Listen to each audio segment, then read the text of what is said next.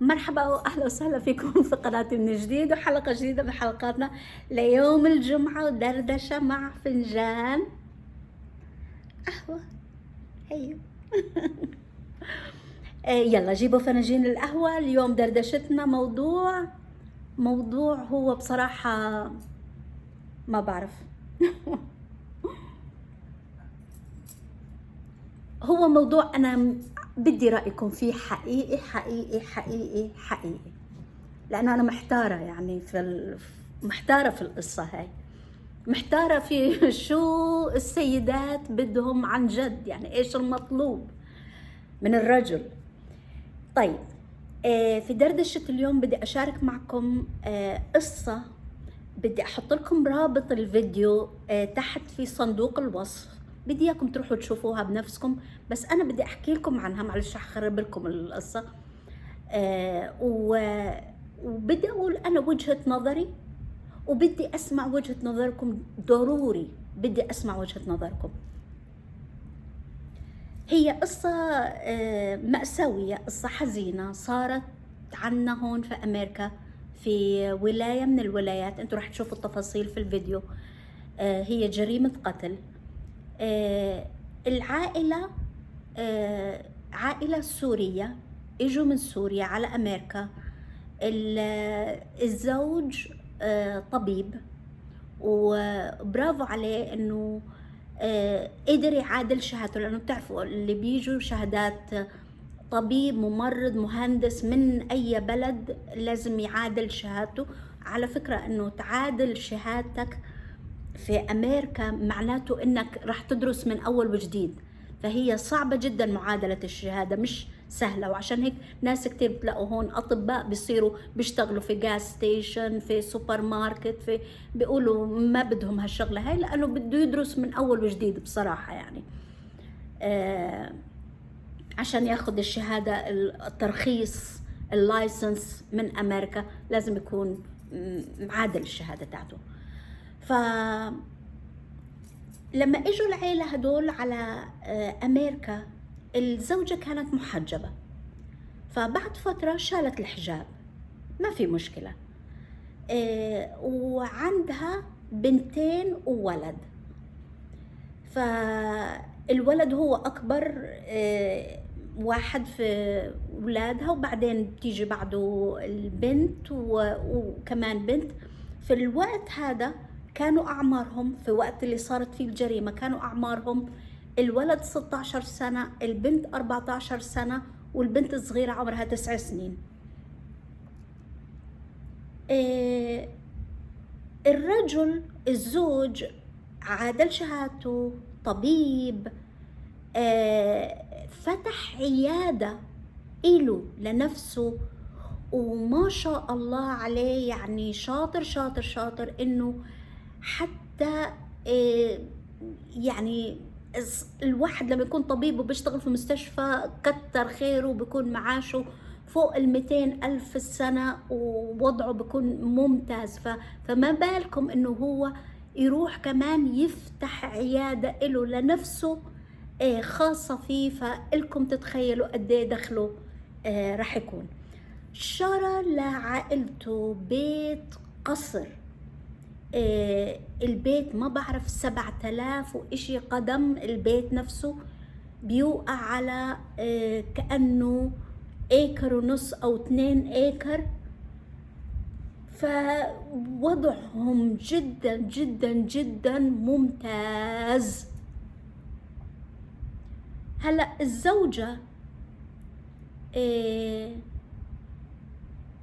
شلحت الحجاب، وبما انه عايشة مدللة، فصارت عندها هواية، وحولت الهواية هاي لمهنة، وهي انه ادمنت على الجيم، فصارت تهتم في جسمها.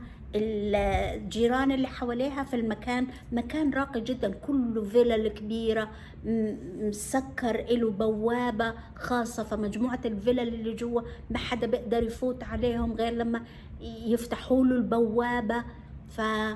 الناس الجيران بيقولوا بيشوفوها كل يوم تطلع بتركض وبتلعب رياضة، بيعرفوها يعني انه كتير من النوع اللي مهتمة بنفسها، فمعها وقت مهتمة بنفسها كتير، فدليل على انه الزوج معيشها على كفوف الراحة. فعشان هيك عندها الوقت انها تظبط حالها وتهتم في نفسها وتلعب رياضة وتروح على الجيم. هوايتها كانت انه تروح على الجيم وتبني جسم حلو حلو حلو كتير. وراح تشوفوا الفيديو يا بنات مع الصور ومع كل اشي والاسامي وكل اشي. كمان صارت تشتغل في الجيم مدرب، في الجيم بتدرب، او عندها كلاس زومبا او اشي، فصارت حتى تشتغل في الجيم. وبعدين ان يعني وقعت وراء. هون تحليلنا بده يدخل شوي في الموضوع. هون بينطوا في الأحداث لأنه الفيديو تغطية الجريمة اللي صارت، فبينطوا لأنه يوم من الأيام الصبح هم متعودين في البيت إنه الأم بتصحى الساعة 6 الصبح، بتعمل تاخد فنجان القهوة تبعها، بتعمل اليوغا تبعتها، في عندها غرفة في غرف واحدة من غرف النوم مسميها الميك اب روم، بنتها كانت بتحكي هاي الميك اب روم تبعتها، فبتدخل على الميك اب روم تبعتها، بتحط مكياجها، بتظبط كل اشي. البنت اللي عمرها 14 سنة ناطرة امها انه بتصحيهم الساعة 6:30 الصبح عشان يجهزوا ويروحوا على مدارسهم. ما اجت الام تصحيهم الساعة 6:30 الصبح، فالبنت قامت لحالها وبتدور على امها. شافت الميك اب روم، امها مش فيها، من الطابق اللي فوق تحت طلت تشوف المطبخ، امها مش موجودة.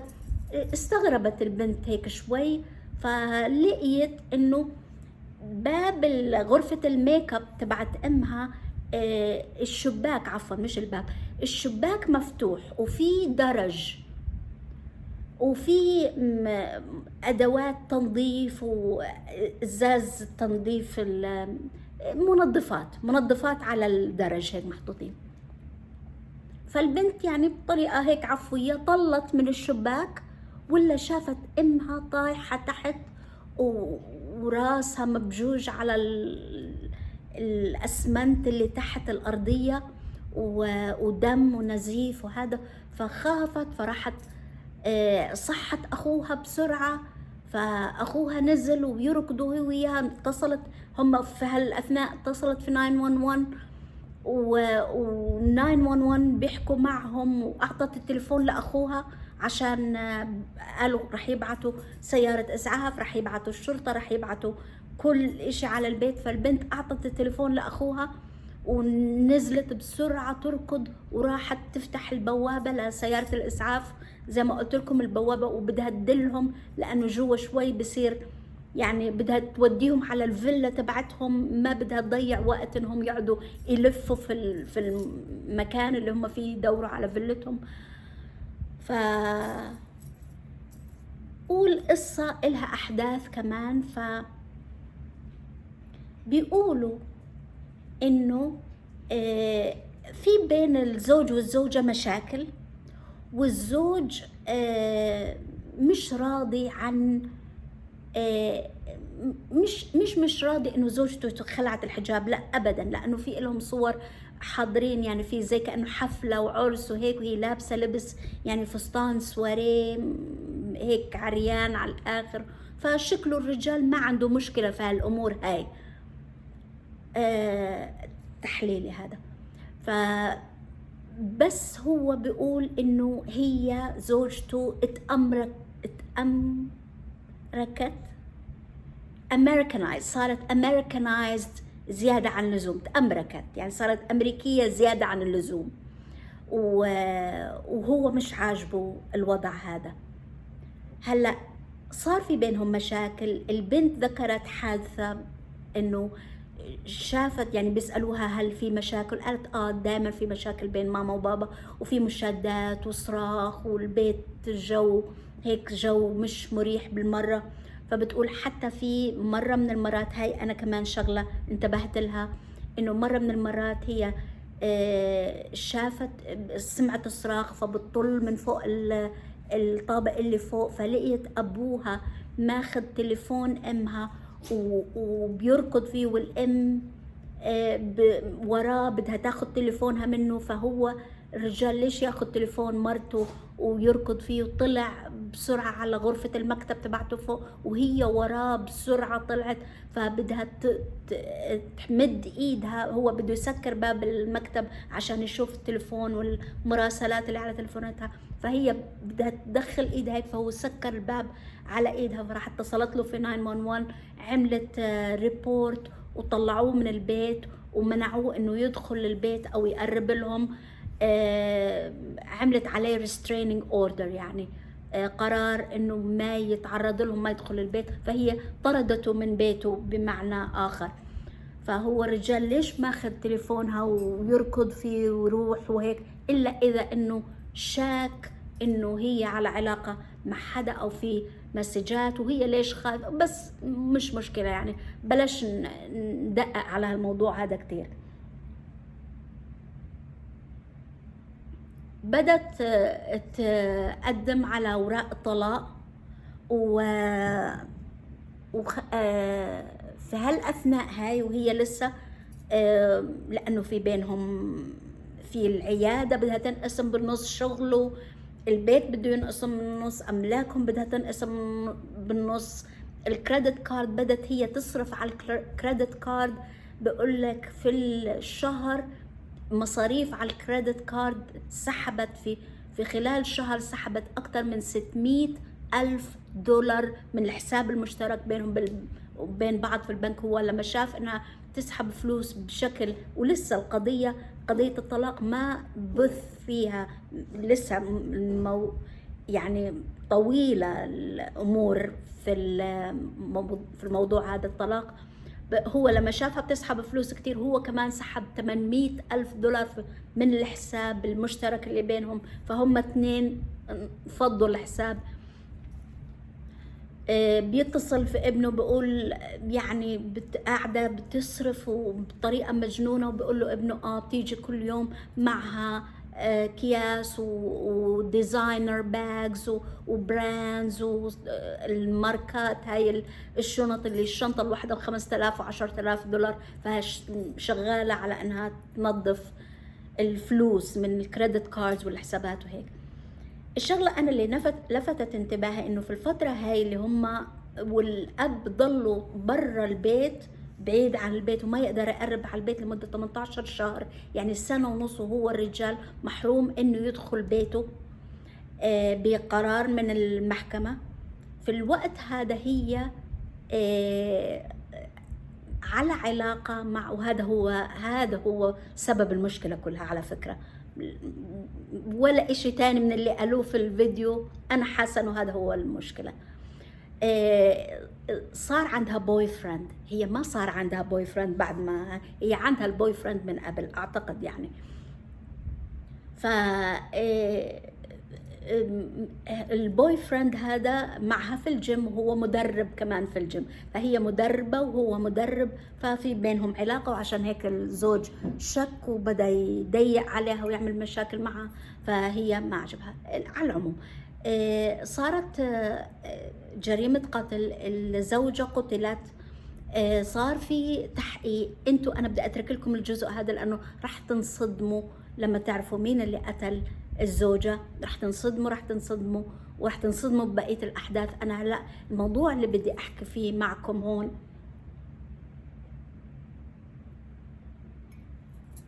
احنا طول الوقت يا بنات واحنا بنقول يا ربي وين راحوا الرجال اللي عن جد رجال ومتحمل المسؤولية ويفتح بيت مرتب لمرته ويعتني بولاده ويدخلهم مدارس محترمة؟ وين الرجال هذا؟ وجد في قصتنا هذا هون وجد الرجال هذا، يعني انسى، بس هو مشكلته انه شوي ملتزم، يعني ملتزم دينيا شوي، عادات وتقاليد.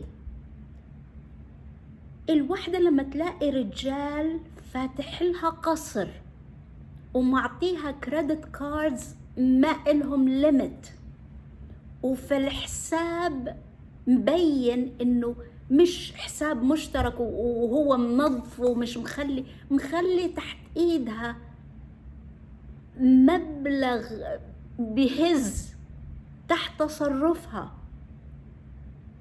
سيارة آخر طراز ما بتشتغل والمال كله تحت إيدها.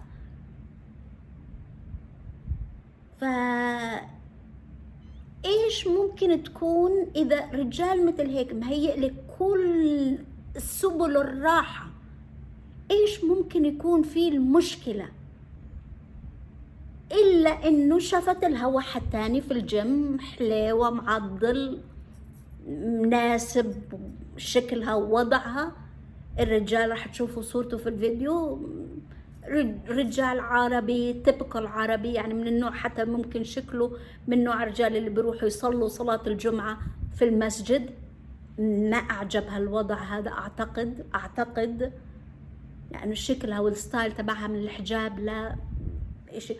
يعني أنا بقول لكم يا بنات، أنا إنسانة أنا مش محجبة، لكن والله إذا بيجي بيطلع في حياتي رجل حقيقي وشايلني على كفاف الراحة وفاتح لي أحسن بيت وسخي، والله لو بده يعني أتحجب وأنا ما بدي أتحجب راح أتحجب، لأنه البني آدم اللي مثل هيك هو مش مسألة تحكم وسيطرة ومش مخليها، طب هو معطيها كل إشي. فهي الحرية لما تيجي حرية اللبس والهبل. أنا عشان هيك بقولكم السيدات في بداية الفيديو قلت لكم هم السيدات إيش بدهم من الرجال، إيش بدهم. يعني واحد بخيل مش عاجبنا، واحد كريم مش عاجبنا، واحد متسيب مش عاجبنا، واحد متدين مش عاجبنا، واحد ما بيتحمل المسؤولية مش عاجبنا، واحد متحمل المسؤولية مش عاجبنا. طب احنا عن جد يعني احنا ايش بدنا؟ انا يعني الله يرحمها وقصة مأساوية. انا لا تفهموا كلامي غلط، لكن انا القصة هاي استفزتني جدا جدا جدا. يعني السيدة هاي اللي عندها 3 أولاد وحاسة انه الرجال بيتحكم فيها، رح تفهموا انتم من تفاصيل القصة انه يتحكم في اللبس. والله بقلب الخزانة تبعتي لستايل لبس زي ما هو بده، يعني البس لبس محتشم. شوفوا انتم السيدات التركيات المحجبات ما احلى وارقى لبسهم بالحجاب، ايش فيها؟ ويا ستي البسي له في البيت كل اللي نفسك تلبسيه، البسيه له. انتوا راح تنصدموا من كلامي هذا انا عارفة، بس والله يا بنات في الوقت هذا يعني انا راح اختم لانه طول الفيديو هذا، انا راح اختم هون. بس في الوقت هذا، وهاي رسالة لكم انتوا يا السيدات كلكم، اشتروا رجل. في الوقت هذا ما في رجال، اشتروا رجل وريحوه. اذا هو مريحكم، هو في القصة تبعتنا هاي هو مريحها على الاخر، معيشها ملكة. هي بدها تعيش حياة الحياة اللي ما عشناها في البلاد، البوي فريند وجيرل فريند وبارتي ويلا ونروح على الكلب ونسهر ونشرب ليه تدمري بيتك وولادك وحياتك وحياة الرفاهية اللي كنت عشان واحد صايع في الجيم؟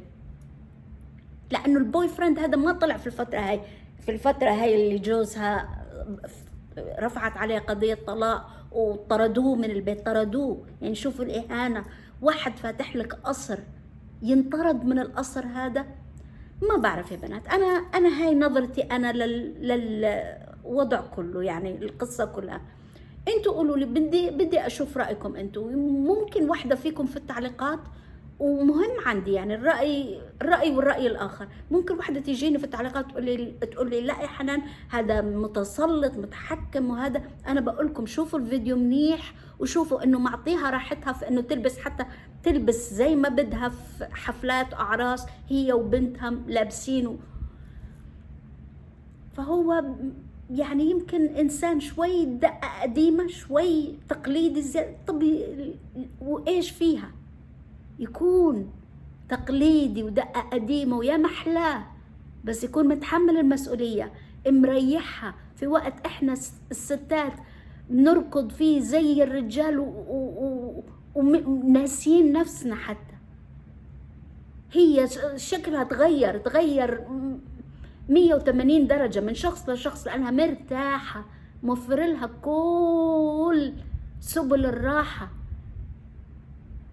يعني فأنا استغربت جدا من القصة هاي، تضايقت كتير. راحت في عز شبابها، إيش 30 سنة عمرها، بس لأنه بدها تعيش الحياة الأمريكية.